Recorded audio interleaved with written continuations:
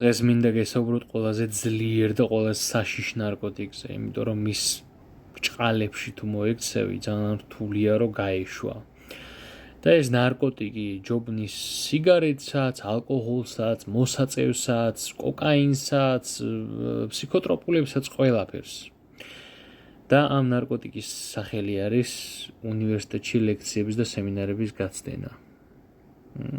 ერთხელ გააცდენ, ორჯერ გააცდენ, სამჯერ გააცდენ და მერე შეჯდები და всё, აღარ დადიხარ. რა არის უნივერსიტეტი საერთოდ,